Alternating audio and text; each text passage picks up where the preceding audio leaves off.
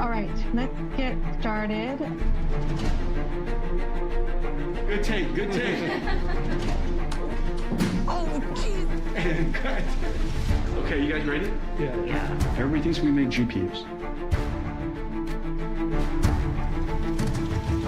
But NVIDIA is so much more than that. This whole keynote is going to be about that. Okay, so we'll start at the top. Examples of the use cases and then seeing it in action. That's kind of the flow. It's such a compelling story. I'm super nervous about this. Just gotta get in the rhythm. We're 2 weeks away from it. You guys can go really, really make it great. We should take a swing at it. Yeah, that's the plan. I think we need to get daily status on that animation. Can you mute? Because I hear myself. Sorry. What's the drop date for all the videos? It needs to be done on the 28th. Did you get all that? Safe travels, everybody. Super excited to see everyone. See you guys soon. Okay. Bye. We're basically moving as fast as the world can absorb technology. So we've got to leapfrog ourselves. Isn't it right?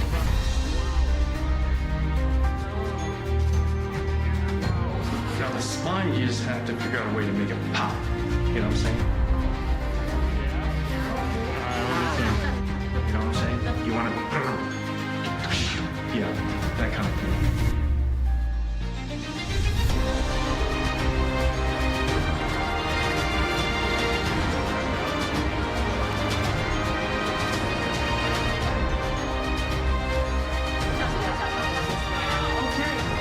Thank you. I'm super late. Let's go.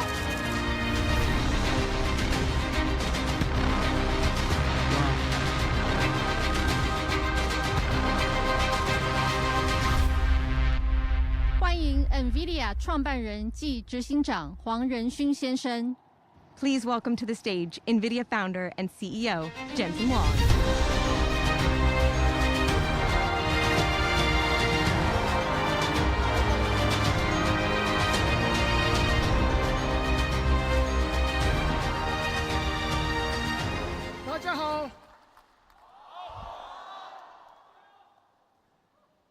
I am very happy to be back. Thank you, NTU, for letting us use your stadium. The last time I was here, I received a degree from NTU.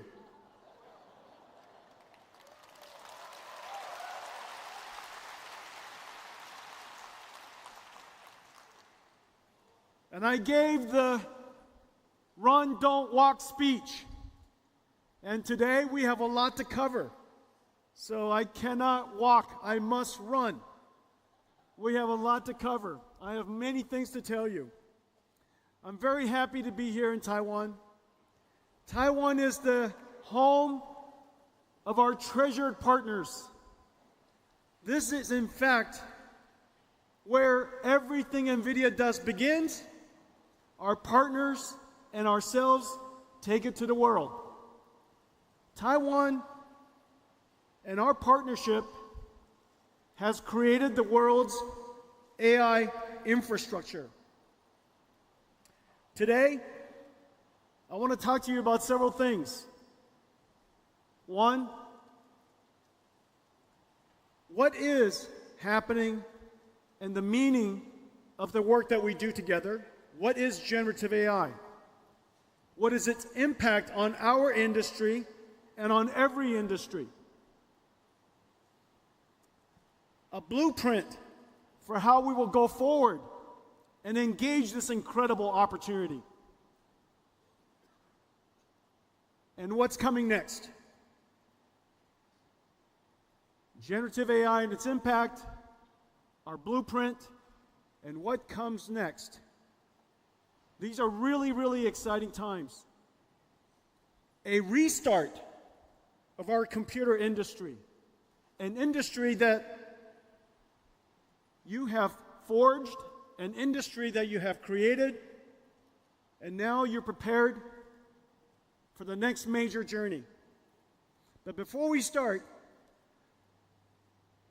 NVIDIA lives at the intersection of computer graphics, simulations, and artificial intelligence. This is our soul. Everything that I show you today is simulation. It's math, it's science, it's computer science, it's amazing computer architecture. None of it's animated, and it's all homemade. This is NVIDIA Soul, and we put it all into this virtual world we call Omniverse. Please enjoy.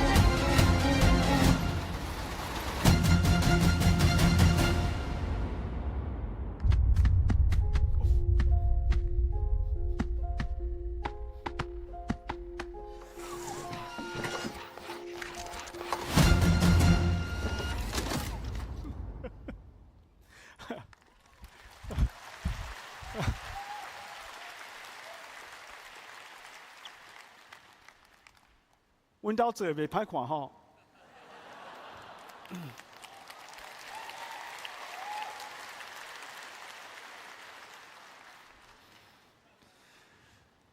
I want to speak to you in Chinese, but I have so much to tell you, I have to think too hard to speak Chinese. So I have to speak to you in English. At the foundation of everything that you saw was two fundamental technologies: accelerated computing and artificial intelligence running inside the Omniverse. Those two technologies, those two fundamental forces of computing are going to reshape the computer industry. The computer industry is now some 60 years old. In a lot of ways, everything that we do today was invented the year after my birth, in 1964. The IBM System 360 introduced central processing units, general purpose computing, the separation of hardware and software through an operating system, multitasking, I/O subsystems, DMA, all kinds of technologies that we use today, architectural compatibility, backwards compatibility, family compatibility, all of the things that we know today about computing largely described in 1964. Of course, the PC revolution democratized computing and put it in the hands and the houses of everybody. And then in 2007, the iPhone introduced mobile computing and put the computer in our pocket. Ever since, everything is connected and running all the time through the mobile cloud. This last 60 years, we saw several, just several, not that many actually, 2 or 3 major technology shifts. 2 or 3 tectonic shifts in computing, where everything changed. And we're about to see that happen again. there are two fundamental things that are happening. The first is that the processor, the engine by which the computer industry runs on, the central processing unit, the performance scaling has slowed tremendously. And yet, the amount of computation we have to do is still doubling very quickly, exponentially. If processing requirement, if the data that we need to process continues to scale exponentially, but performance does not, we will experience computation inflation. And in fact, we're seeing that right now as we speak. The amount of data center power that's used all over the world is growing quite substantially. The cost of computing is growing. We are seeing computation inflation. This, of course, cannot continue. The data is going to continue to increase exponentially, and CPU performance scaling will never return. There is a better way. For almost 2 decades now, we've been working on accelerated computing. CUDA augments a CPU, offloads and accelerates the work that a specialized processor can do much, much better.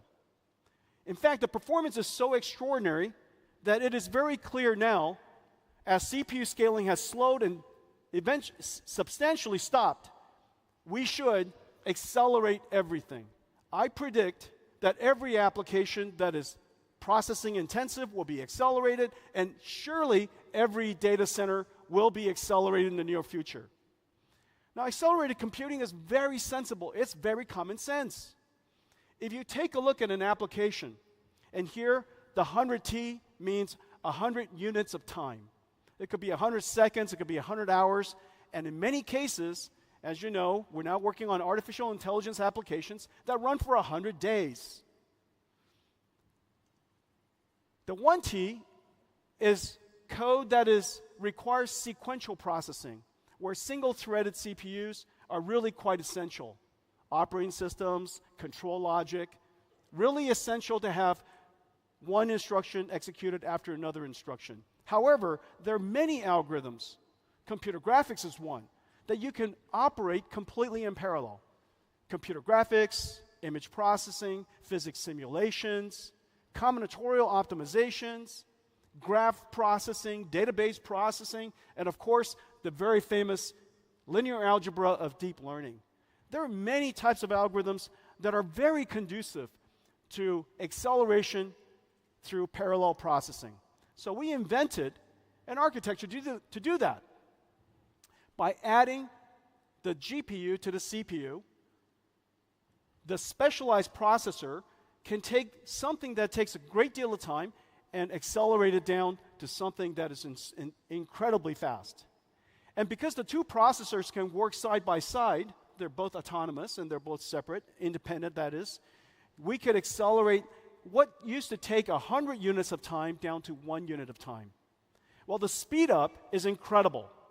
It almost sounds unbelievable. It almost sounds unbelievable. But today I'll demonstrate many examples for you. The benefit is quite extraordinary. 100 times speed up, but you only increase the power by about a factor of 3. And you increase the cost by only about 50%. We do this all the time in the PC industry.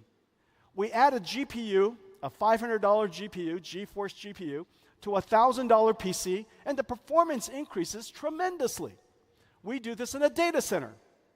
$1 billion data center, we add $500 million worth of GPUs, and all of a sudden, it becomes an AI factory. This is happening all over the world today. Well, the savings are quite extraordinary. You're getting 60 times performance per dollar. 100 times speed up, you only increase your power by 3x. 100 times speed up, you only increase your cost by 1.5x. The savings are incredible. The savings are measured in dollars. It is very clear that many, many companies spend hundreds of millions of dollars processing data in the cloud. If it was accelerated, it is not unexpected that you could save hundreds of millions of dollars. Now, why is that? Well, the reason for that is very clear. We've been experiencing inflation for so long in general purpose computing. Now that we finally determined to accelerate, there's an enormous amount of captured loss that we can now regain.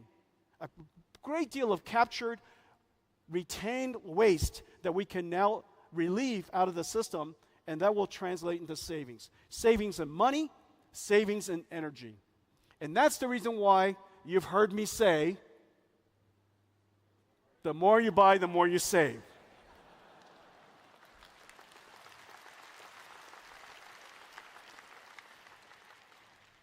And now I've shown you the mathematics. It is not accurate, but it is correct. Okay, that's called CEO math. CEO math is not accurate, but it is correct. The more you buy, the more you save. Well, accelerated computing does deliver extraordinary results, but it is not easy. Why is it that it saves so much money, but people haven't done it for so long? The reason for that is because it's incredibly hard. There is no such thing as a software that you can just run through a C compiler and all of a sudden that application runs 100 times faster. That is not even logical. If it was possible to do that, they would have just changed the CPU to do that. You, in fact, have to rewrite the software. That's the hard part. The software has to be completely rewritten so that you could refactor, re-express the algorithms that was written on a CPU so that it could be accelerated, offloaded, accelerated, and run in parallel. That computer science exercise is insanely hard. Well, we've made it easy for the world over the last 20 years. Of course, the very famous cuDNN, the deep learning library that processes neural networks. We have a library for AI physics that you could use for fluid dynamics and many other applications where the neural network has to obey the laws of physics. We have a great new library called Ariel that is a CUDA accelerated 5G radio so that we can software define and accelerate the telecommunications networks the way that we've software defined the world's networking internet. And so the ability for us to accelerate that allows us to turn all of telecom into essentially the same type of platform, a computing platform, just like we have in the cloud. cuLitho is a computational lithography platform that allows us to process the most computationally intensive parts of chip manufacturing, making the mask. TSMC is in the process of going to production with cuLitho, saving enormous amounts of energy and enormous amounts of money, but the goal for TSMC is to accelerate their stack so that they're prepared for even further advances in algorithm and more computation for deeper and deeper, narrow and narrow transistors. Parabricks is our gene sequencing library. It is the highest throughput library in the world for gene sequencing. cuOpt is an incredible library for combinatorial optimization, route planning optimization, the traveling salesman problem, incredibly complicated. Scientists have largely concluded that you needed a quantum computer to do that. We created an algorithm that runs on accelerated computing that runs lightning fast. 23 world records. We hold every single major world record today. cuQuantum is an emulation system for a quantum computer. If you want to design a quantum computer, you need a simulator to do so. If you want to design quantum algorithms, you need a quantum emulator to do so. How would you do that? How would you design these quantum computers, create these quantum algorithms, if the quantum computer doesn't exist? Well, you use the fastest computer in the world that exists today. And we call it, of course, NVIDIA CUDA. And on that, we have an emulator that simulates quantum computers. It is used by several 100,000 researchers around the world. It is integrated into all the leading frameworks for quantum computing, and is used in scientific supercomputing centers all over the world. cuDF is an unbelievable library for data processing. Data processing consumes the vast majority of cloud spend today. All of it should be accelerated. cuDF accelerates the major libraries used in the world. Spark, many of you probably use Spark in your companies. Pandas, a new one called Polar, and of course, NetworkX, which is a graph processing database library. And so these are just some examples. There are so many more. Each one of them had to be created so that we can enable the ecosystem to take advantage of accelerated computing. If we hadn't created cuDNN, CUDA alone wouldn't have been possible for all of the deep learning scientists around the world to use. Because CUDA and the algorithms that are used in TensorFlow and PyTorch, the deep learning algorithms, the separation is too far apart. It's almost like trying to do computer graphics without OpenGL. It's almost like doing data processing without SQL. These domain-specific libraries are really the treasure of our company. We have 350 of them. These libraries is what it takes and what has made it possible for us to have such open so many markets. I'll show you some other examples today. Well, just last week, Google announced that they've put cuDF in the cloud and accelerate Pandas. Pandas is the most popular data science library in the world. Many of you in here probably already use Pandas. It's used by 10 million data scientists in the world. Downloaded 170 million times each month. It is the Excel, it is the spreadsheet of data scientists. Well, with just one click, you can now use Pandas in Colab, which is Google's cloud data centers platform, accelerated by cuDF. The speed up is really incredible. Let's take a look.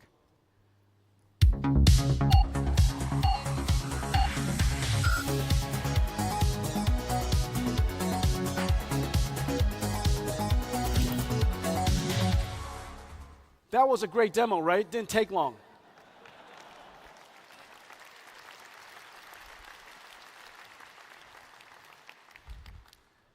When you accelerate data processing that fast, demos don't take long. Okay, well, CUDA has now achieved what people call a tipping point, but it's even better than that. CUDA has now achieved a virtuous cycle. This rarely happens.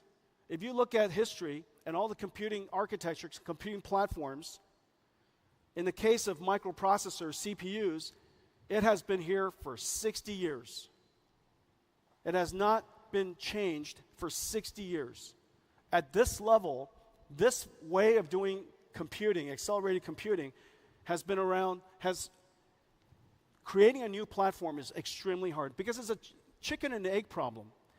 If there are no developers that use your platform, then of course there will be no users. But if there are no users, there are no install base. If there are no install base, developers aren't interested in it. Developers want to write software for a large install base. But a large install base requires a lot of applications so that users would create that install base. This chicken or the egg problem has rarely been broken.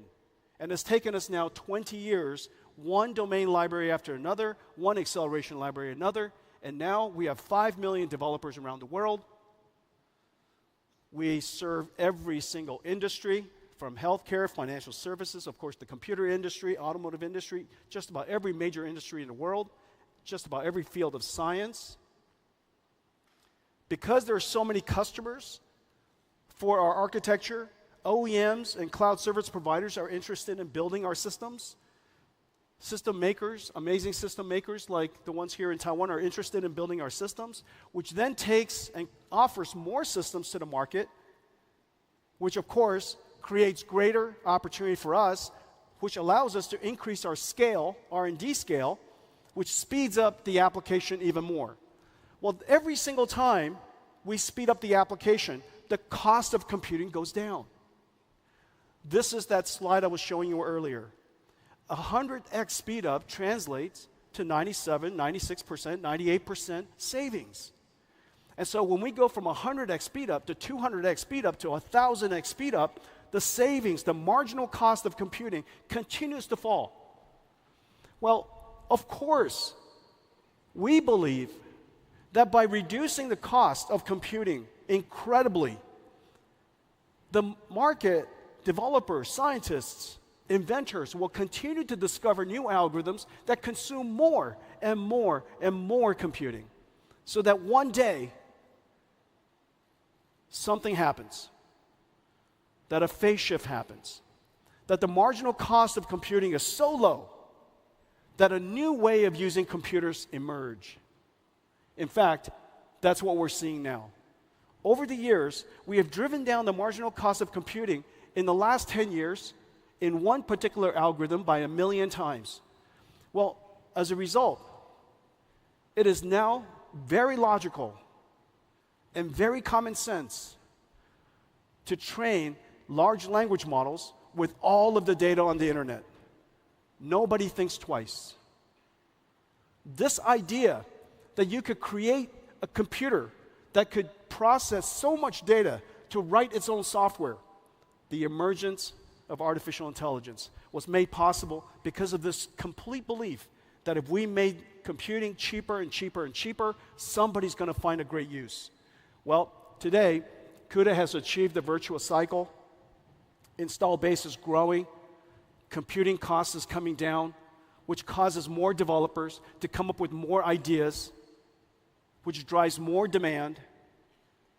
And now we're in the beginning of something very, very important. But before I show you that, I want to show you what is not possible if not for the fact that we created CUDA, that we created the modern version of the modern big bang of AI, generative AI. What I'm about to show you would not be possible. This is Earth 2. The idea that we would create a digital twin of the Earth, that we would go and simulate the Earth so that we could predict the future of our planet to better avert disasters or better understand the impact of climate change so that we can adapt better, so that we could change our habits now. This digital twin of Earth is probably one of the most ambitious projects that the world's ever undertaken, and we're taking large steps every single year, and I'll show you results every single year, but this year we made some great breakthroughs. Let's take a look.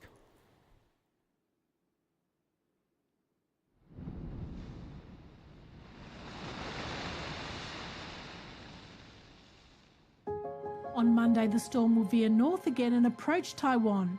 There are big uncertainties regarding its path. Different paths will have different levels of impact on Taiwan.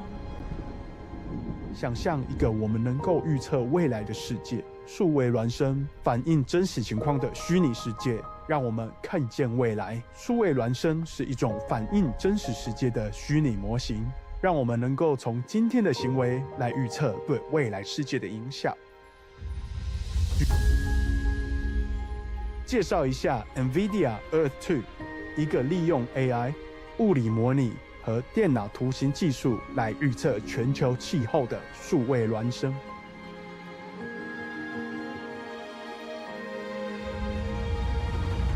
Core Diff 是 NVIDIA 的生成式 AI 模型，它在 WRF 数值模拟的基础上训练而成，能够以12倍更高的解析度生成天气模式，从25公里提高到2公里，这代表了区域天气预测的一个巨大飞跃。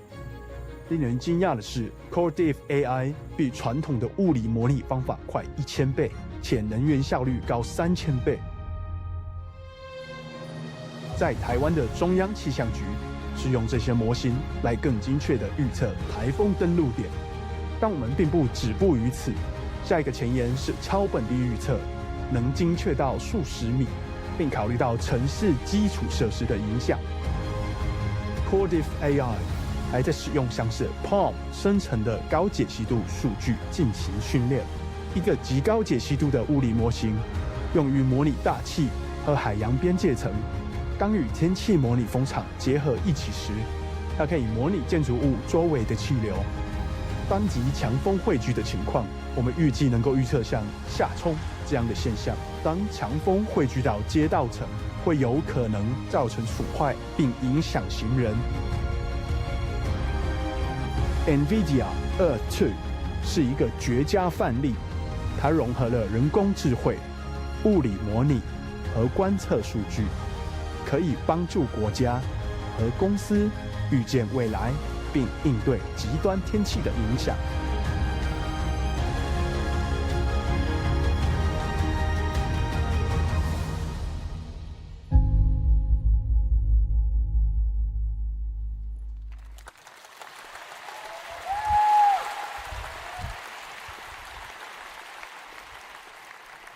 Someday in the near future, we will have continuous weather prediction at every square kilometer on the planet. You will always know what the climate's going to be. You will always know. And this will run continuously because we've trained the AI, and the AI requires so little energy. And so this is just an incredible achievement. I hope you enjoyed it. And very importantly, 我的国语讲的标准吗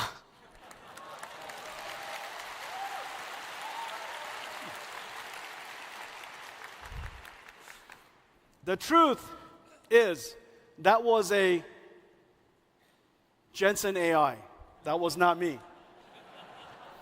I wrote it, but an AI, Jensen AI, had to say it. 我的国语不够好。Because of our dedication to continuously improve the performance of drive the cost down, AI researchers discovered CUDA in 2012. That was NVIDIA's first contact with AI. This was a very important day. We had the good wisdom to work with the scientists to make it possible for deep learning to happen. And AlexNet achieved, of course, a tremendous computer vision breakthrough. But the great wisdom was to take a step back and understanding what was the background, what is the foundation of deep learning? What is its long-term impact? What is its potential? And we realized that this technology has great potential to scale. An algorithm that was invented and discovered decades ago, all of a sudden, because of more data, larger networks, and very importantly, a lot more compute, all of a sudden, deep learning was able to achieve what no human algorithm was able to. Now imagine if we were to scale up the architecture even more, larger networks, more data, and more compute, what could be possible? So we dedicated ourselves to reinvent everything.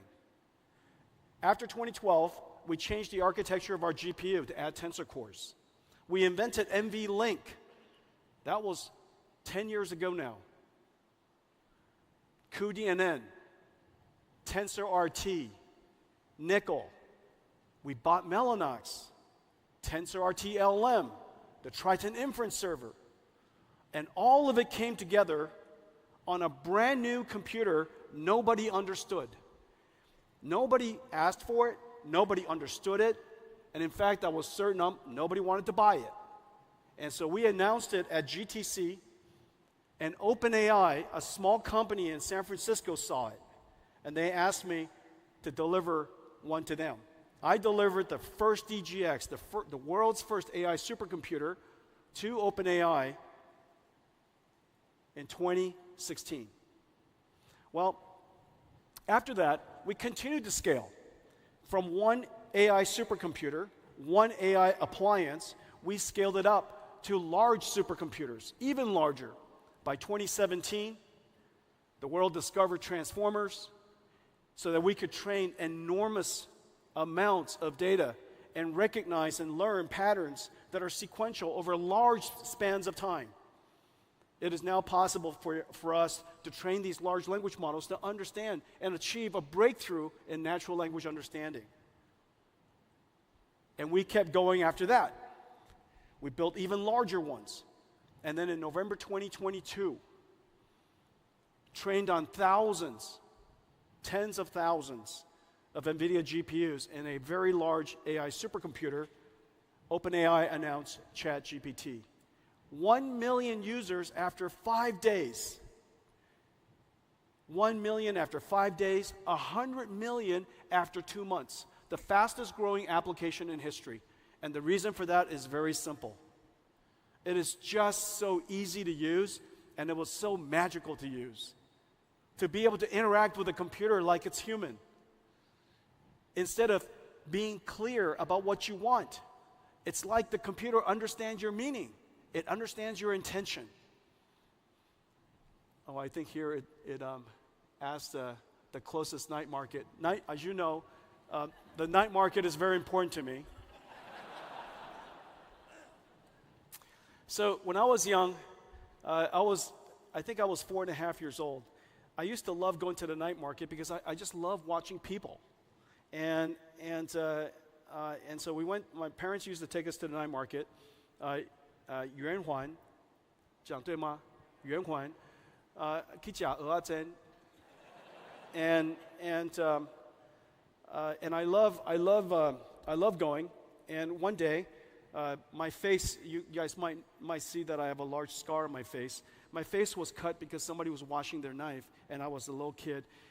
But my memories of the night market is so deep because of that. And I used to love, I still love going to the night market.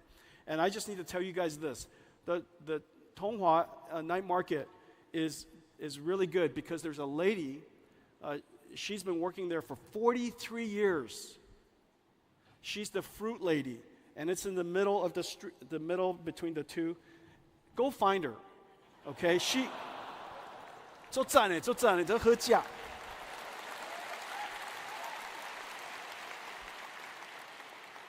She's really terrific.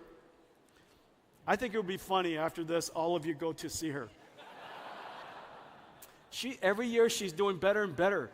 Her card test has improved, and I just love watching her succeed.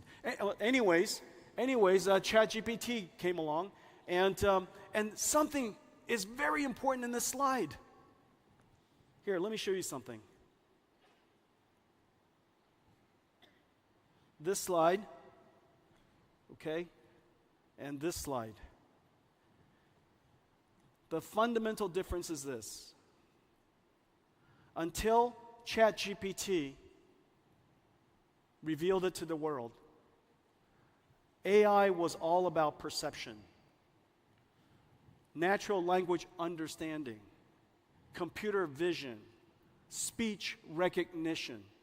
It's all about perception and detection. This was the first time the world saw a generative AI. It produced tokens, one token at a time. And those tokens were words.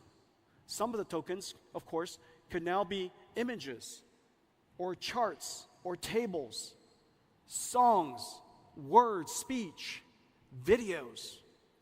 Those tokens could be anything. Anything that you can learn the meaning of. It could be tokens of chemicals, tokens of proteins, genes.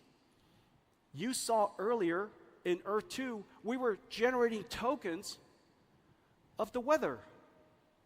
We can learn physics. If you can learn physics, you could teach an AI model physics. The AI model could learn the meaning of physics, and it can generate physics. We were scaling down to 1 kilometer, not by using filtering, it was generating. And so we can use this method to generate tokens for almost anything of value. We can generate steering wheel control for a car. We can generate articulation for a robotic arm. Everything that we can learn, we can now generate. We have now arrived not at the AI era, but a generative AI era. But what's really important is this.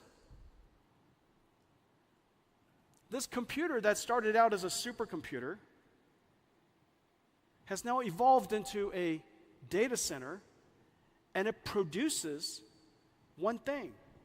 It produces tokens. It's an AI factory. This AI factory is generating, creating, producing something of great value, a new commodity. In the late 1890s, Nikola Tesla invented an AC generator. We invented an AI generator. The AC generator generated electrons. NVIDIA's AI generator generates tokens. Both of these things have large market opportunities. It's completely fungible in almost every industry. And that's why it's a new industrial revolution. We have now a new factory producing a new commodity for every industry that is of extraordinary value. And the methodology for doing this is quite scalable. And the methodology of doing this is quite repeatable. Notice how quickly so many different AI models, generative AI models, are being invented, literally daily. Every single industry is now piling on. For the very first time, the IT industry, which is $3 trillion, $3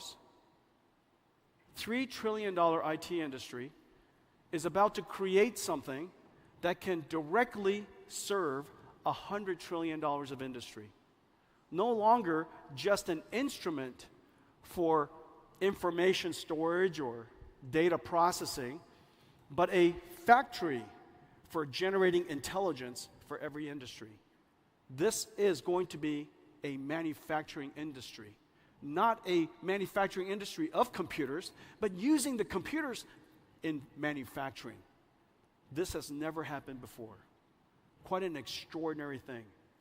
What started with accelerated computing, led to AI, led to generative AI, and now an industrial revolution. Now, the impact to our industry is also quite significant. Of course, we could create a new commodity, a new product we call tokens for many industries, but the impact to ours is also quite profound. For the very first time, as I was saying earlier, in 60 years, every single layer of computing has been changed. From CPUs, general purpose computing, to accelerated GPU computing, where the computer needs instructions, now computers process LLMs, large language models, AI models.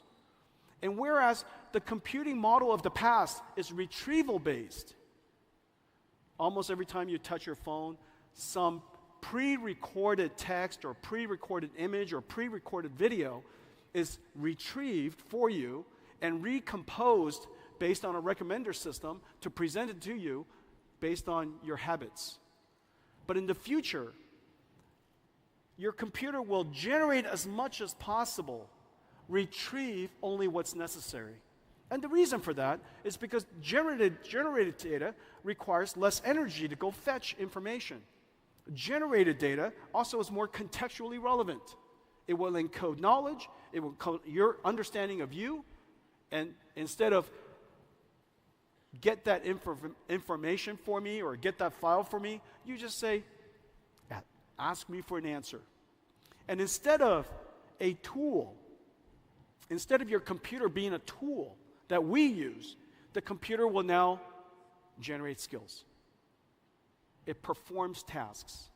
And instead of an industry that is producing software, which was a revolutionary idea in the early 90s. Remember, the idea that Microsoft created for packaging software revolutionized the PC industry. Without packaged software, what would we use the PC to do? It drove this industry. And now we have a new factory, a new computer. And what we will run on top of this is a new type of software. And we call it NIMS, NVIDIA Inference Microservices. Now, what happens is the NIM runs inside this factory. And this NIM is a pre-trained model. It's an AI. Well, this AI is, of course, quite complex in itself. But the computing stack that runs AIs are insanely complex. When you go and use ChatGPT, underneath their stack is a whole bunch of software. Underneath that prompt is a ton of software. And it's incredibly complex because the models are large, billions to trillions of parameters. It doesn't run on just one computer, it runs on multiple computers. It has to distribute the workload across multiple GPUs, tensor parallelism, pipeline parallelism, data parallelism, all kinds of parallelism, expert parallelism, all kinds of parallelism. distributing the workload across multiple GPUs, processing it as fast as possible, because if you are in a factory, if you run a factory, your throughput directly correlates to your revenues. Your throughput directly correlates to quality of service, and your throughput directly correlates to the number of people who can use your service. We are now in a world where data center throughput, utilization is vitally important. It was important in the past, but not vitally important. It was important in the past, but people don't measure it. Today, every parameter is measured.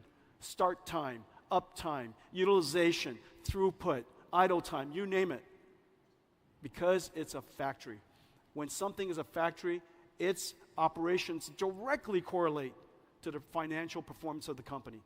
And so we realized that this is incredibly complex for most companies to do. So what we did was we created this AI in a box, and it contains an incredible amount of software. Inside this container is CUDA, cuDNN, TensorRT, Triton for inference services.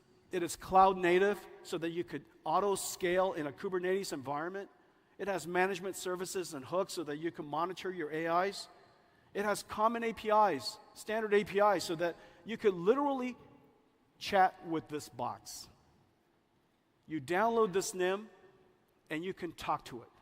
So long as you have CUDA on your computer, which is now, of course, everywhere. It's in every cloud, available from every computer maker. It is available in hundreds of millions of PCs. When you download this, you have an AI, and you can chat with it like ChatGPT. All of the software is now integrated. 400 dependencies, all integrated into one. We tested this NIM, each one of these pre-trained models, against our entire install base that's in the cloud, all the different versions of Pascal and Amperes and Hoppers and all kinds of different versions. I even forget some. NIMS, incredible invention. This is one of my favorites. And of course, as you know, we now have the ability to create large language models and pre-trained models of all kinds. And we have all of these various versions, whether it's language-based or vision-based or imaging-based, or we have versions that are available for healthcare, digital biology. We have versions that are digital humans that I'll talk to you about. And the way you use this, just come to ai.nvidia.com. And today we just posted up in Hugging Face the Llama 3 NIM, fully optimized. It's available there for you to try. And you can even take it with you. It's available to you for free. And so you could run it in the cloud, run it in any cloud. You could download this container, put it into your own data center, and you could host it, make it available for your customers. We have, as I mentioned, all kinds of different domains. Physics, some of it is for semantic retrieval called RAGs, vision languages, all kinds of different languages. And the way that you use it is connecting these microservices into large applications. One of the most important applications in the coming future, of course, is customer service agents. Customer service agents are necessary in just about every single industry. It represents trillions of dollars of customer service around the world. Nurses are customer service agents in some ways. Some of them are non-prescription or non-diagnostics based nurses are essentially customer service. Customer service for retail, for quick service foods, financial services, insurance, just tens and tens of millions of customer service can now be augmented by language models and augmented by AI. And so these boxes that you see are basically NIMs. Some of the NIMs are reasoning agents. Given a task, figure out what the mission is, break it down into a plan. Some of the NIMs retrieve information. Some of the NIMs might go and do search. Some of the NIMs might use a tool like cuOpt that I was talking about earlier. It could use a tool that could be running on SAP. And so it has to learn a particular language called ABAP. Maybe some NIMs have to do SQL queries. And so all of these NIMs are experts that are now assembled as a team. So what's happening? The application layer has been changed. What used to be applications written with instructions are now applications that are assembling teams of AIs. Very few people know how to write programs. Almost everybody knows how to break down a problem and assemble teams. Every company, I believe, in the future will have a large collection of NIMs, and you would bring down the experts that you want. You connect them into a team, and you don't even have to figure out exactly how to connect them. You just give the mission to an agent, to a NIM, to figure out who to break the tasks down and who to give it to. And that central, the leader of the application, if you will, the leader of the team, would break down the task and give it to the various team members. The team members would perform their task, bring it back to the team leader. The team leader would reason about that and present an information back to you. Just like humans. This is in our near future. This is the way applications are going to look. Now, of course, we could interact with these AI services with text prompts and speech prompts. However, there are many applications where we would like to interact with what is otherwise a human-like form. We call them digital humans. NVIDIA has been working on digital human technology for some time. Let me show it to you. And before I do that, hang on a second. Before I do that, okay, digital humans has the potential of being a great interactive agent with you. They make much more engaging. They could be much more empathetic. And of course, we have to cross this incredible chasm, this uncanny chasm of realism, so that the digital humans would appear much more natural. This is, of course, our vision. This is a vision of where we love to go. But let me show you where we are. Great to be in Taiwan. Before I head out to the night market, let's dive into some exciting frontiers of digital humans. Imagine a future where computers interact with us just like humans can. Hi, my name is Sophie, and I am a digital human brand ambassador for Unique. This is the incredible reality of digital humans. Digital humans will revolutionize industries, from customer service to advertising and gaming. The possibilities for digital humans are endless. Using the scans you took of your current kitchen with your phone, they will be AI interior designers, helping generate beautiful, photorealistic suggestions and sourcing the materials and furniture. We have generated several design options for you to choose from. They'll also be AI customer service agents, making the interaction more engaging and personalized. Or digital healthcare workers who will check on patients, providing timely, personalized care. I did forget to mention to the doctor that I am allergic to penicillin. Is it still okay to take the medications?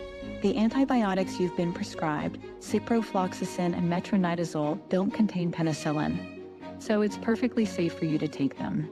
And they'll even be AI brand ambassadors, setting the next marketing and advertising trends. Hi, I'm Ima, Japan's first virtual model. New breakthroughs in generative AI and computer graphics let digital humans see, understand, and interact with us in human-like ways. From what I can see, it looks like you're in some kind of recording or production setup. The foundation of digital humans are AI models, built on multilingual speech recognition and synthesis, and LLMs that understand and generate conversation. 你们部落有什么特别的习俗吗？我们有丰富的祭祀仪式和传统舞蹈，还有对大自然的崇拜。The AIs connect to another generative AI to dynamically animate a lifelike 3D mesh of a face. And finally, AI models that reproduce lifelike appearances, enabling real-time path-traced subsurface scattering to simulate the way light penetrates the skin, scatters, and exits at various points, giving skin its soft and translucent appearance. NVIDIA ACE is a suite of digital human technologies packaged as easy-to-deploy, fully optimized microservices or NIMs. Developers can integrate ACE NIMs into their existing frameworks, engines, and digital human experiences. Nemotron SLM and LLM NIMs to understand our intent and orchestrate other models. Riva Speech NIMs for interactive speech and translation. Audio to face and gesture NIMs for facial and body animation. And Omniverse RTX with DLSS for neural rendering of skin and hair. ACE NIMs run on NVIDIA GDN, a global network of NVIDIA accelerated infrastructure that delivers low-latency digital human processing to over 100 regions. 好吗？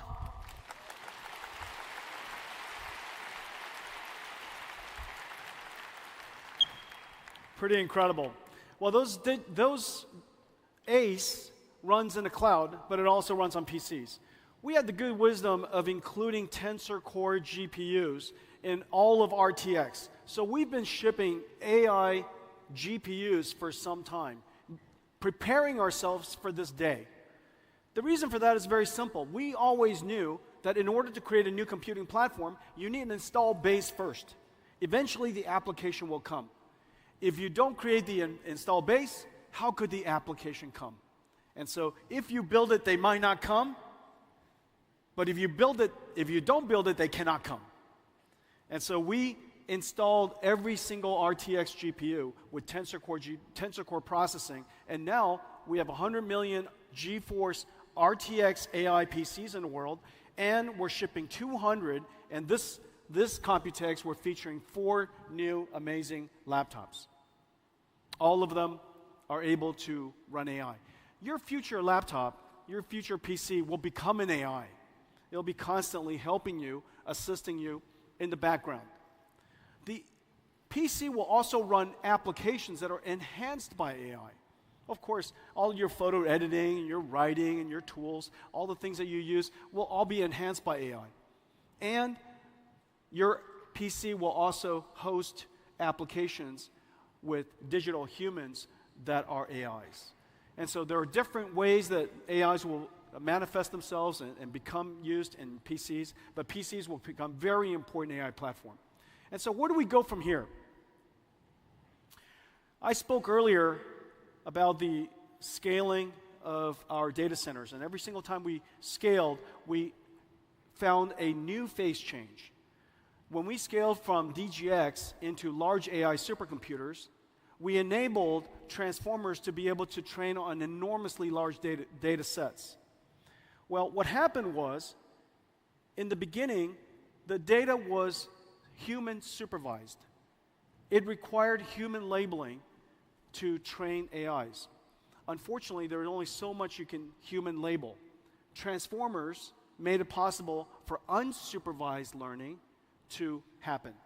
Now, transformers just look at an enormous amount of data, or look at an enormous amount of video, or look at an enormous amount of images, and it can learn from studying an enormous amount of data, find the patterns and relationships itself. Well, the next generation of AI needs to be physically based. Most of the AIs today don't understand the laws of physics. It's not grounded in the physical world. In order for us to generate images and videos and 3D graphics and many physics phenomenons, we need AIs that are physically based and understand the laws of physics. Well, the way that you could do that is, of course, learning from video is one source. Another way is synthetic data, simulation data. And another way is using computers to learn with each other. This is really no different than using AlphaGo, having AlphaGo play itself, self-play, and between the two capabilities, same capabilities, playing each other for a very long period of time, they emerge even smarter. And so you're going to start to see this type of AI emerging. Well, if the AI data is synthetically generated and using reinforcement learning, it stands to reason that the rate of data generation will continue to advance. And every single time data generation grows, the amount of computation that we have to offer needs to grow with it. We are about to enter a phase where AIs can learn the laws of physics and understand and be grounded in physical world data. And so we expect that models will continue to grow. And we need larger GPUs. Well, Blackwell was designed for this generation. This is Blackwell, and has several very important technologies. One, of course, is just the size of the chip. We took two of the largest, a chip that is as large as you can make it at TSMC, and we connected two of them together with a 10 terabytes per second link between. The world's most advanced SerDes connecting these two together. We then put two of them on a computer node, connected with a Grace CPU. The Grace CPU could be used for several things. In the training situation, it could be used for fast checkpoint and restart. In the case of inference and generation, it could be used for storing context memory, so that the AI has memory and understands the context of the conversation you would like to have. It's our second generation transformer engine. Transformer engine allows us to adapt dynamically to a lower precision based on the precision and the range necessary for that layer of computation. This is our second generation GPU that has secure AI, so that you could ask your service providers to protect your AI from being either stolen, from theft, or tampering. This is our fifth generation NVLink. NVLink allows us to connect multiple GPUs together, and I'll show you more of that in a second. And this is also our first generation with a reliability and availability engine. This system, this RAS system, allows us to test every single transistor, flip-flop, memory on chip, memory off chip, so that we can, in the field, determine whether a particular chip is failing. The MTBF, the mean time between failure of a supercomputer with 10,000 GPUs, is measured in hours. The mean time between failure of a supercomputer with 100,000 GPUs is measured in minutes.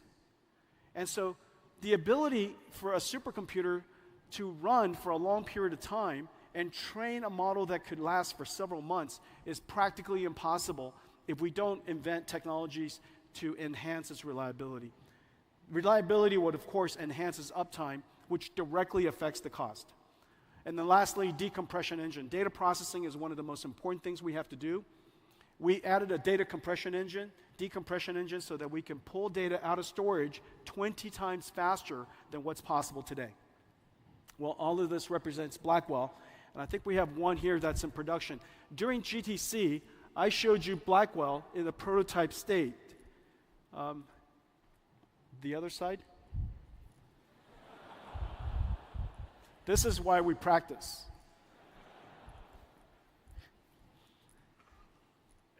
In 美国就是这样子的。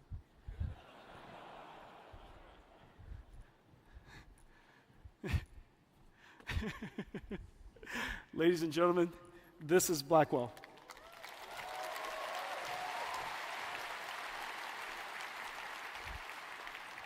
Blackwell is in production. Incredible amounts of technology. This is our production board. This is the most complex, highest performance computer the world's ever made. This is the Grace CPU. And these are, you could see each one of these Blackwell dies, two of them connected together. You see that? It is the largest die, the largest chip the world makes. And then we connect two of them together with a 10 terabyte per second link. Okay, and that makes the Blackwell computer. And the performance is incredible. Take a look at this. So,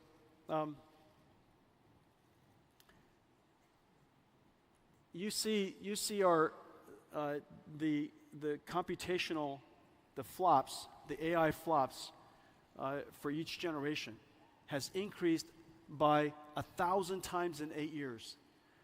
Moore's law in 8 years is something along the lines of, oh, I don't know, maybe 40, 60.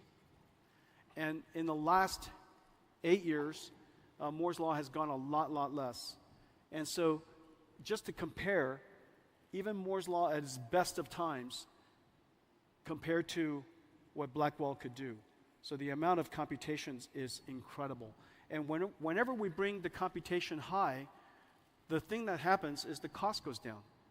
And I'll show you. What we've done is we've increased, through its computational capability, the energy used to train a GPT-4 2 trillion parameter, 8 trillion tokens. The amount of energy that is used has gone down by 350 times. Well, Pascal would have taken 1,000 gigawatt hours. 1,000 gigawatt hours means that it would take a gigawatt data center. The world doesn't have a gigawatt data center, but if you had a gigawatt data center, it would take a month. If you had a 100 megawatt data center, it would take about a year. And so nobody would, of course, create such a thing, and that's the reason why these large language models, ChatGPT, wasn't possible only 8 years ago. By us driving down increasing the performance, the energy efficient, while keeping and improving energy efficiency along the way, we've now taken, with Blackwell, what used to be 1,000 gigawatt hours to 3, an incredible advance. 3 gigawatt hours, if it's a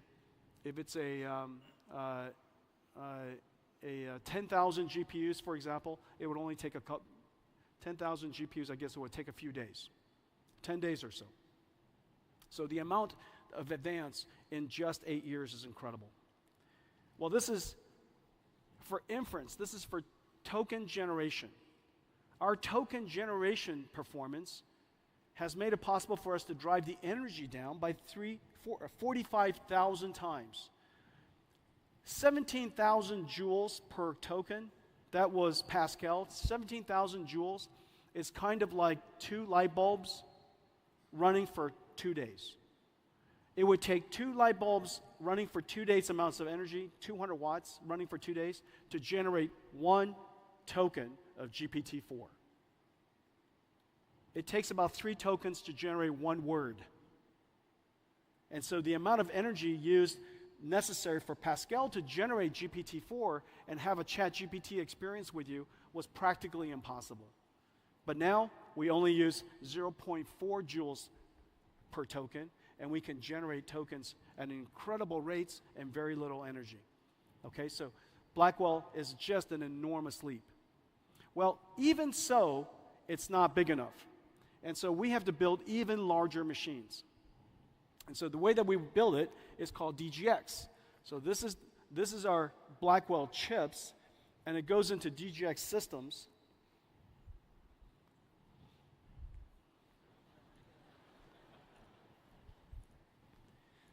That's why we should practice. So this is a DGX Blackwell. This is air-cooled, has 8 of these GPUs inside. Look at the size of the heat sinks on these GPUs. About 15 kilowatts, 15,000 watts, and completely air-cooled. This version supports x86, and it goes into the infrastructure that we've been shipping Hoppers into. However, if you would like to have liquid cooling, we have a new system, and this new system is based on this board, and we call it MGX for modular. And this modular system, you won't be able to see this. Can they see this? Can you see this? You can? Are you? Okay. I say. And so this is the MGX system, and here's the 2 Blackwell boards. So this one node has 4 Blackwell chips. These 4 Blackwell chips, this is liquid cooled. 9 of them well, 72 of these GPUs are then connected together with a new NVLink. This is NVLink switch 5th generation. And the NVLink switch is a technology miracle. This is the most advanced switch the world's ever made. The data rate is insane. And these switches connect every single one of these Blackwells to each other so that we have one giant 72 GPU Blackwell. Well, the benefit of this is that in one domain, one GPU domain, this now looks like one GPU. This one GPU has 72 versus the last generation of 8, so we increased it by 9 times. The amount of bandwidth we've increased by 18 times. The AI flops we've increased by 45 times, and yet the amount of power is only 10 times. This is 100 kilowatts, and that is 10 kilowatts. And that's for one. Now, of course, well, you could always connect more of these together, and I'll show you how to do that in a second. But what's the miracle is this chip, this NVLink chip. People are starting to awaken to the importance of this NVLink chip as it connects all these different GPUs together, because the large language models are so large, it doesn't fit on just one GPU, it doesn't fit on just one node.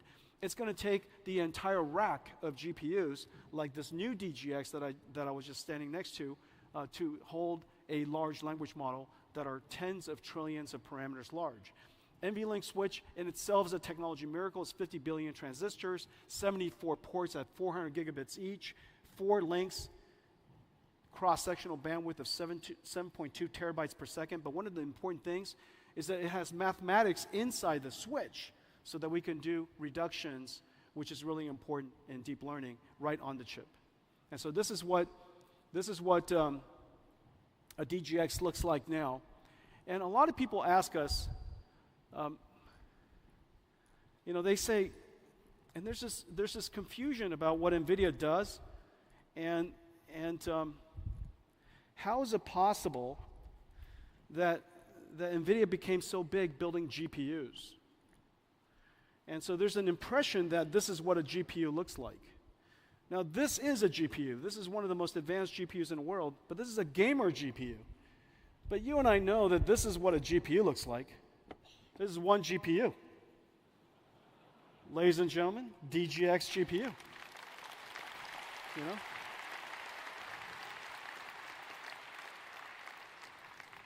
The back of this GPU is the NVLink spine. The NVLink spine is 5,000 wires, 2 miles. And it's right here. This is an NVLink spine. And it connects 72 GPUs to each other. This is an electrical, mechanical miracle. The transceivers makes it possible for us to drive the entire length in copper.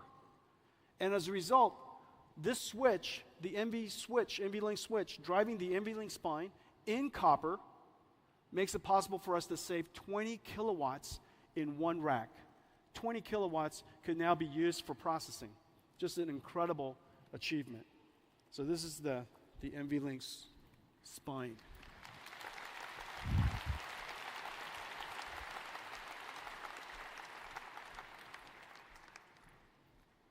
Wow.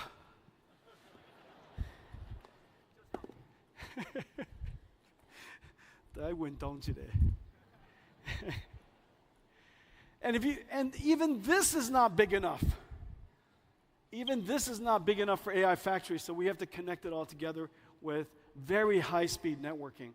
Well, we have 2 types of networking. We have InfiniBand, which has been used in supercomputing and AI factories all over the world. And it is growing incredibly fast for us. However, not every data center can handle InfiniBand because they've already invested their ecosystem in Ethernet for too long. And it does take some specialty and some expertise to manage InfiniBand switches and InfiniBand networks. And so what we've done is we've brought the capabilities of InfiniBand to the Ethernet architecture, which is incredibly hard. And the reason for that is this. Ethernet was designed for high average throughput. Because every single node, every single computer is connected to a different person on the internet, and most of the communications is the data center with somebody on the other side of the internet. However, deep learning and AI factories, the GPUs are not communicating with people on the internet mostly, it's communicating with each other. They're communicating with each other because they're collecting partial products, and they have to reduce it and then redistribute it. Chunks of partial products, reduction, redistribution. That traffic is incredibly bursty. And it is not the average throughput that matters, it's the last arrival that matters. Because if you're reducing, collecting partial products from everybody, if I'm trying to take all of your大人咧算的物件，我做起来加起来，少人上班就是我得等嘛，敢是？ So it's not the average throughput, it's whoever gives me the answer last. Okay? Ethernet has no provision for that. And so there are several things that we had to create. We created an end-to-end architecture so that the NIC and the switch can communicate. And we applied 4 different technologies to make this possible. Number 1, NVIDIA has the world's most advanced RDMA. And so now we have the ability to have a network-level RDMA for Ethernet that is incredibly great. Number 2, we have congestion control.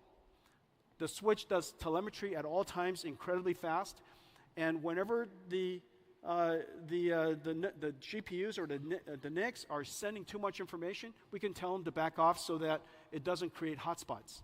Number 3, adaptive routing.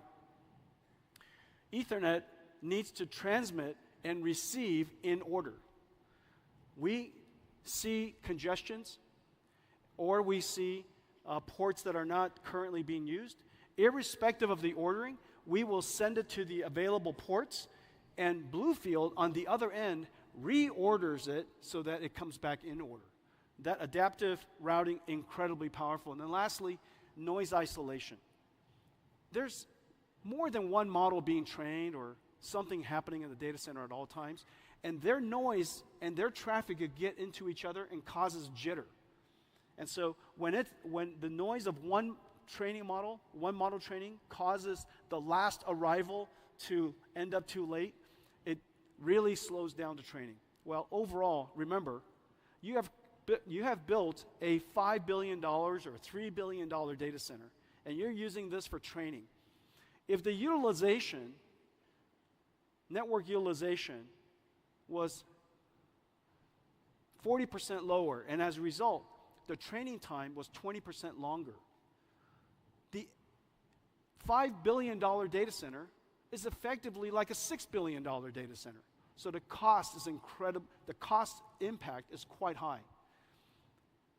Ethernet with Spectrum-X basically allows us to improve the performance so much that the network is basically free. And so this is really quite an achievement.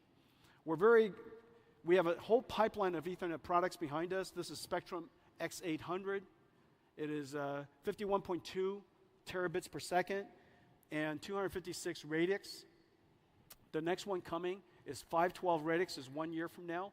512 radix, and that's called Spectrum X800 Ultra. And the one after that is X1600. But the important idea is this. X800 is designed for tens of thousands of GPUs. X800 Ultra is designed for hundreds of thousands of GPUs. And X1600 is designed for millions of GPUs. The days of millions of GPU data centers are coming. And the reason for that is very simple. Of course, we want to train much larger models, but very importantly, in the future, almost every interaction you have with the internet or with a computer will likely have a generative AI running in the cloud somewhere. And that generative AI is working with you, interacting with you, generating videos or images or text or maybe a digital human. And so you're interacting with your computer almost all the time, and there's always a generative AI connected to that. Some of it is on-prem, some of it is on your device, and a lot of it could be in the cloud. These generative AIs will also do a lot of reasoning capability. Instead of just one-shot answers, they might iterate on answers so that it improves the quality of the answer before they give it to you. And so the amount of generation we're going to do in the future is going to be extraordinary. Let's take a look at all of this put together. Now tonight, this is our first nighttime keynote. I want to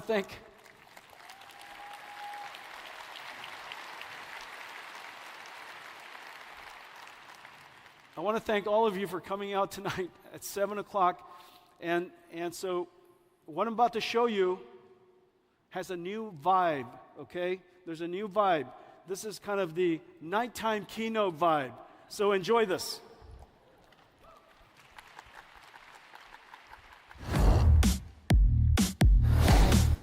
Blackwell.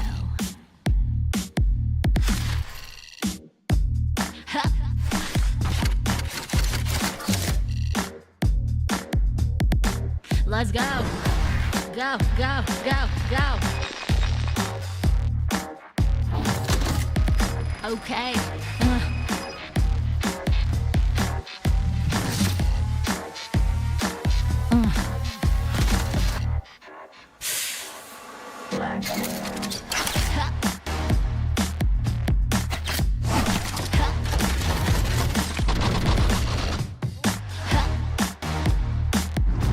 加速运算，人工智慧，科学创新，前所未有。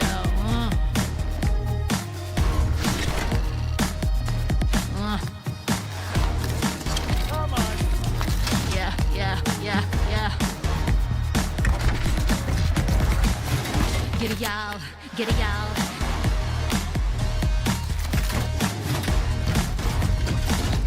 Let's go.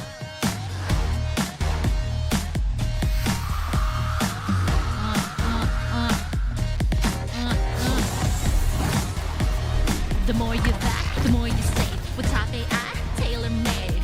Faster than the speed of light.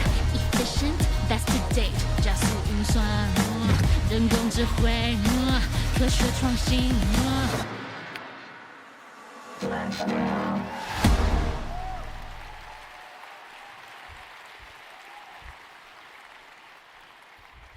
Now you can't do that on a morning keynote.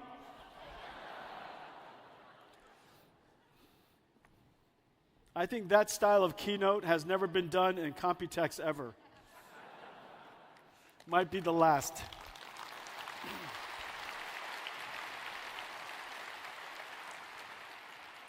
Only NVIDIA can pull off that. Only I can do that.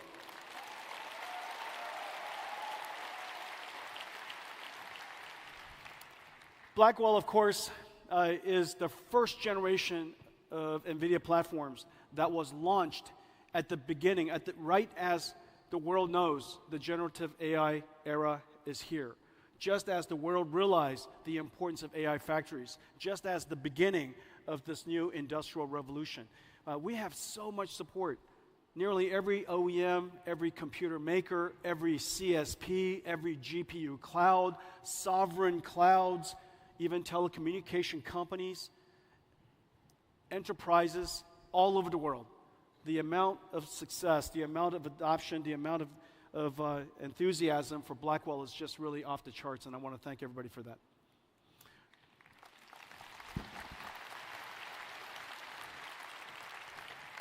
We're not stopping there. During the time of this incredible growth, we want to make sure that we continue to enhance performance, continue to drive down cost of training, cost of inference, and continue to scale out AI capabilities for every company to embrace. The further performance we drive up, the greater the cost decline.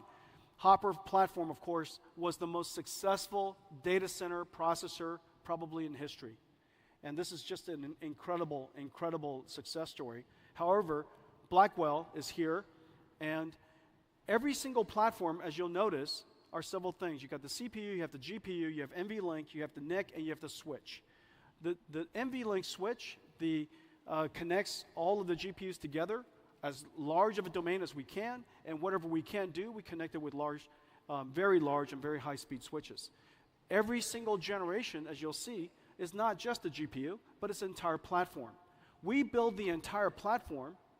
We integrate the entire platform into an AI factory supercomputer. However, then we disaggregate it and offer it to the world. And the reason for that is because all of you could create interesting and innovative configurations and all kinds of different styles and fit different data centers and different customers and different places, some of it for edge, some of it for telco. All of the different innovation are possible if we made the systems open and make it possible for you to innovate. And so we design it integrated, but we offer it to you disintegrated so that you could create modular systems. The Blackwell platform is here.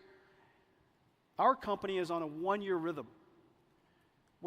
Our basic philosophy is very simple. One, build the entire data center scale, disaggregate it, and sell it to you in parts on a one-year rhythm, and we push everything to technology limits. Whatever TSMC process technology, will push it to the absolute limits. Whatever packaging technology, push it to the absolute limits. Whatever memory technology, push it to absolute limits. SerDes technology, optics technology, everything is pushed to the limit. Well, and then after that, do everything in such a way so that all of our software runs on this entire install base. Software inertia is the single most important thing in computers. When a computer is backwards compatible and is architecturally compatible with all the software that has already been created, your ability to go to market is so much faster. And so the velocity is incredible when we can take advantage of the entire install base of software that has already been created. Well, Blackwell is here. Next year is Blackwell Ultra. Just as we had H100 and H200, you'll probably see some pretty exciting new generation from us for Blackwell Ultra. Again, pushed to the limits, and the next generation Spectrum switches I mentioned. Well, this is the very first time that this next click has been made. And I'm not sure yet whether I'm going to regret this or not.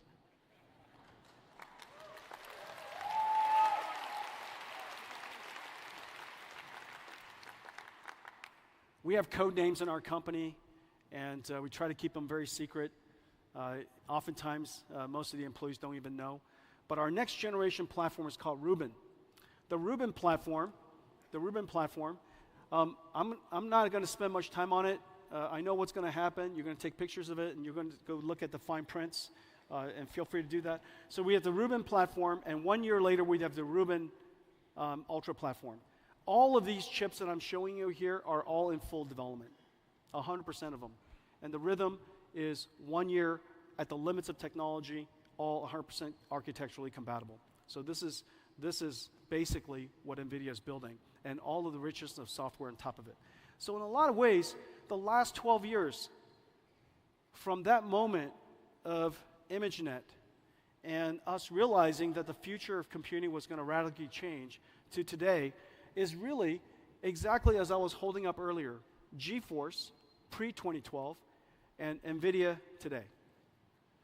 The company has really transformed tremendously, and I want to thank all of our partners here for supporting us every step along the way. This is the NVIDIA Blackwell platform.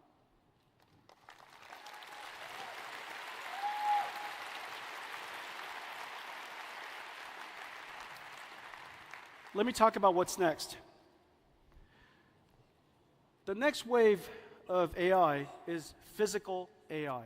AI that understands the laws of physics.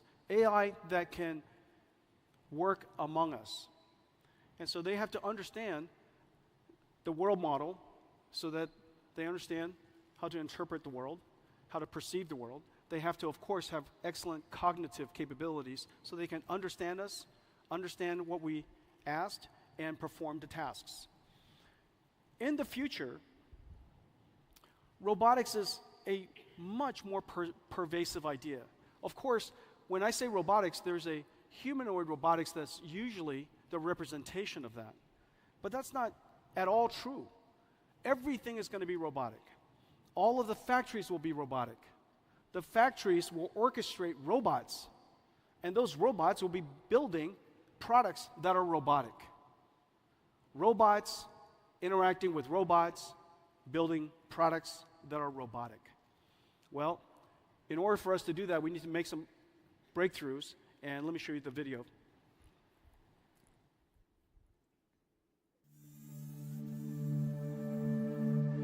The era of robotics has arrived. One day, everything that moves will be autonomous. Researchers and companies around the world are developing robots powered by physical AI. Physical AIs are models that can understand instructions and autonomously perform complex tasks in the real world. Multimodal LLMs are breakthroughs that enable robots to learn, perceive, and understand the world around them and plan how they'll act. And from human demonstrations, robots can now learn the skills required to interact with the world using gross and fine motor skills. One of the integral technologies for advancing robotics is reinforcement learning. Just as LLMs need RLHF, or reinforcement learning from human feedback, to learn particular skills, generative physical AI can learn skills using reinforcement learning from physics feedback in a simulated world. These simulation environments are where robots learn to make decisions by performing actions in a virtual world that obeys the laws of physics. In these robot gyms, a robot can learn to perform complex and dynamic tasks safely and quickly, refining their skills through millions of acts of trial and error. We built NVIDIA Omniverse as the operating system where physical AIs can be created. Omniverse is a development platform for virtual world simulation, combining real-time, physically based rendering, physics simulation, and generative AI technologies. In Omniverse, robots can learn how to be robots. They learn how to autonomously manipulate objects with precision, such as grasping and handling objects, or navigate environments autonomously, finding optimal paths while avoiding obstacles and hazards. Learning in Omniverse minimizes the sim-to-real gap and maximizes the transfer of learned behavior. Building robots with generative physical AI requires 3 computers: NVIDIA AI supercomputers to train the models, NVIDIA Jetson Orin and next-generation Jetson Thor robotic supercomputer to run the models, and NVIDIA Omniverse, where robots can learn and refine their skills in simulated worlds. We build the platforms, acceleration libraries, and AI models needed by developers and companies, and allow them to use any or all of the stacks that suit them best. The next wave of AI is here. Robotics, powered by physical AI, will revolutionize industries.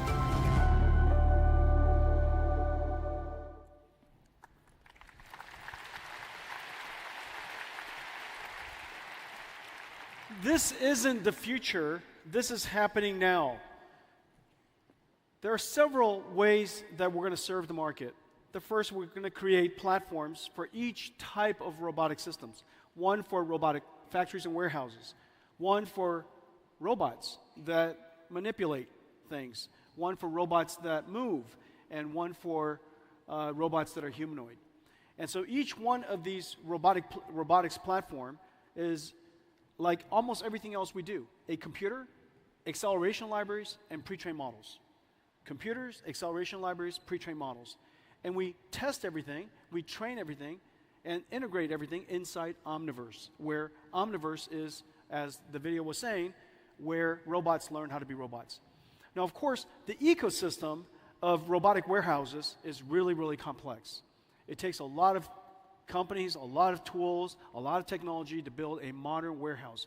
And warehouses are increasingly robotic. One of these days will be fully robotic.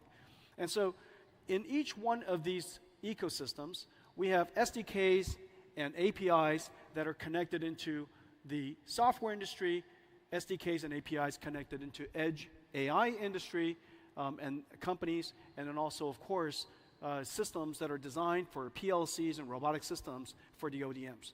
It's then integrated by integrators created for ultimately building warehouses for customers. Here we have an example of Kenmac building a robotic warehouse for Giant Group.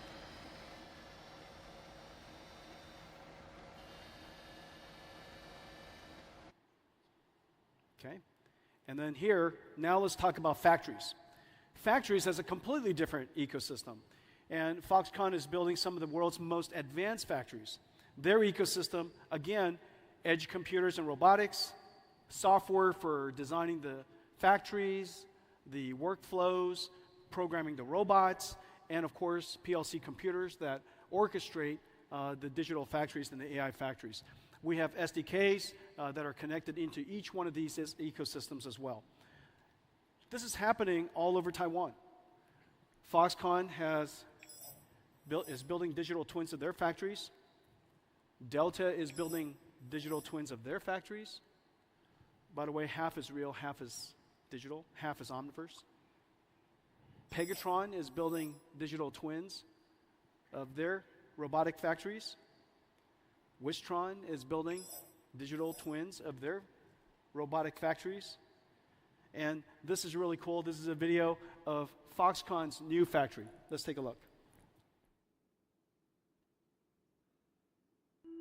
Demand for NVIDIA accelerated computing is skyrocketing as the world modernizes traditional data centers into generative AI factories.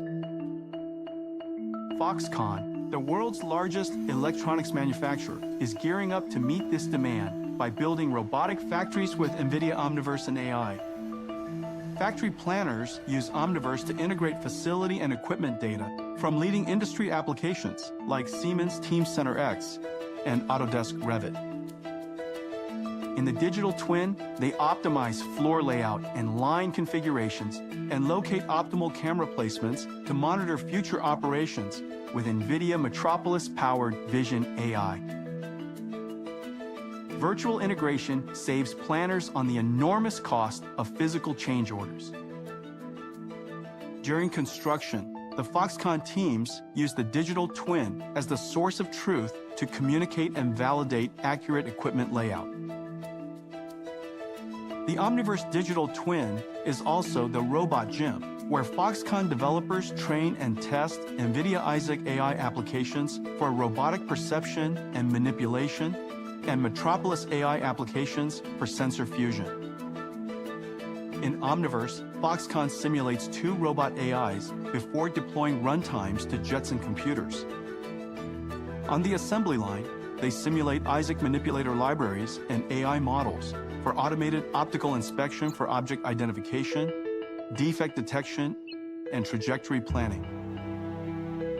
To transfer HGX systems to the test pods, they simulate Isaac Perceptor-powered Ferrobot AMRs as they perceive and move about their environment with 3D mapping and reconstruction. With Omniverse, Foxconn builds their robotic factories that orchestrate robots running on NVIDIA Isaac to build NVIDIA AI supercomputers, which in turn train Foxconn's robots.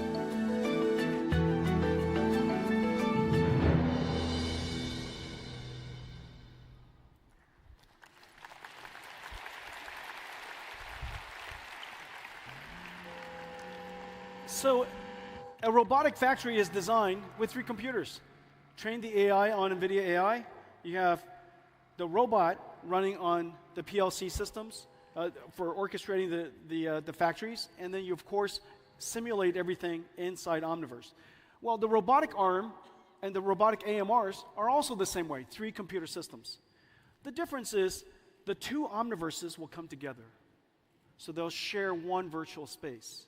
When they share one virtual space, that robotic arm will become inside the robotic factory. And again, three computers, and we provide the computer, the acceleration layers, and pre-trained AI models. We've connected NVIDIA Manipulator and NVIDIA Omniverse with Siemens, the world's leading industrial automation software and systems company. This is really a fantastic partnership, and they're working on factories all over the world. Semantic Pick AI now integrates Isaac Manipulator, and Semantic Pick AI operates ABB, KUKA, Yaskawa, Fanuc, Universal Robotics, and Techman. And so Siemens is a fantastic integration. We have all kinds of other integrations. Let's take a look. ArcBest is integrating Isaac Perceptor into Vox Smart autonomy robots for enhanced object recognition and human motion tracking in material handling. BYD Electronics is integrating Isaac Manipulator and Perceptor into their AI robots to enhance manufacturing efficiencies for global customers. IdealWorks is building Isaac Perceptor into their IWOS software for AI robots in factory logistics. Intrinsic, an Alphabet company, is adopting Isaac Manipulator into their flow state platform to advance robot grasping. Gideon is integrating Isaac Perceptor into Tray AI-powered forklifts to advance AI-enabled logistics. Argo Robotics is adopting Isaac Perceptor into Perception Engine for advanced vision-based AMRs. Solomon is using Isaac Manipulator AI models in their AccuPick 3D software for industrial manipulation. Techman Robot is adopting Isaac Sim and Manipulator into TMFlow, accelerating automated optical inspection. Teradyne Robotics is integrating Isaac Manipulator into Polyscope X for cobots and Isaac Perceptor into Mir AMRs. Vention is integrating Isaac Manipulator into Machine Logic for AI manipulation robots. Robotics is here. Physical AI is here. This is not science fiction, and it's being used all over Taiwan. And it's just really, really exciting. And that's the factory, the robots inside, and of course, all the products are going to be robotics. So there are two very high volume robotics products. One, of course, is the self-driving car, or cars that have a great deal of autonomous capability. NVIDIA, again, builds the entire stack. Next year, we're going to go to production with the Mercedes fleet, and after that, in 2026, the JLR fleet. We offer the full stack to the world. However, you're welcome to take whichever parts, whichever layer of our stack, just as the entire drive stack is open. The next high-volume robotics product that's going to be manufactured by robotic factories with robots inside will likely be humanoid robots. And this has great progress in recent years in both the cognitive capability because of foundation models and also the world understanding capability that we're in the process of developing. I'm really excited about this area because obviously the easiest robot to adapt into the world are humanoid robots because we built the world for us. We also have the most amount of data to train these robots than other types of robots because we have the same physique. And so the amount of training data we can provide through demonstration capabilities and video capabilities is going to be really great. And so we're going to see a lot of progress in this area. Well, I think we have some robots that we'd like to welcome. Here we go. About my size.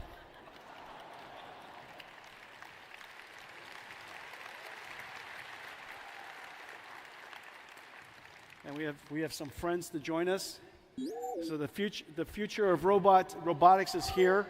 The next wave of AI, and of course, you know, Taiwan builds computers with keyboards. You build computers for your pocket. You build computers for data centers in the cloud. In the future, you're going to build computers that walk and computers that roll, you know, around. And so these are all just computers. And as it turns out, the technology is very similar to the technology of building all of the other computers that you already built today. So this is going to be a really extraordinary journey for us. Well, I want to thank.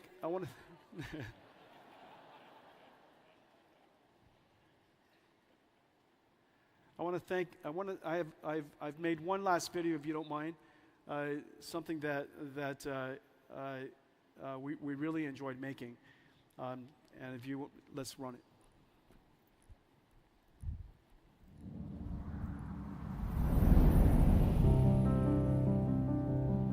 台湾帮助我们实现了一个愿景，在这条漫长的路上，无数的伙伴支持着我们，从加速运算、电脑绘图、科学研究到人工智慧的高峰，每一个晶片，每一台电脑，都描写着你们辛勤工作和追求完美的故事。台湾是无名的英雄，却是世界的支柱。一起，我们推动了产业的复兴，辛勤的耕耘，让我们能够踏入崭新运算的领域。其中，我们制作的电脑会转化成新型的工厂，制造珍贵无比的人工智慧。亲爱的伙伴们，你们是 AI 产业革新的后盾。无论面对多大的风浪，你始终稳如磐石。科技的卓越、勤奋与齐心合力的精神，是你的超能力。没有你，我们的愿景只是一个无法实现的梦想。与你同行，我们勇往直前。创造智慧与便利的生活，对抗疾病和自然灾害，让我们的世界变得更美好。谢谢你，台湾。让我们继续为这段 AI 创新之旅，打造一个成功和繁荣的产业。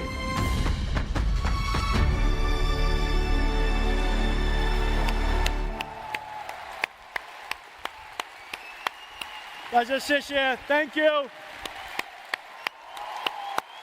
I love you guys. Thank you. 大家谢谢。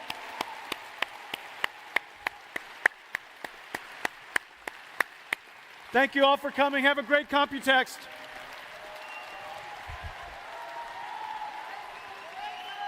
Thank you.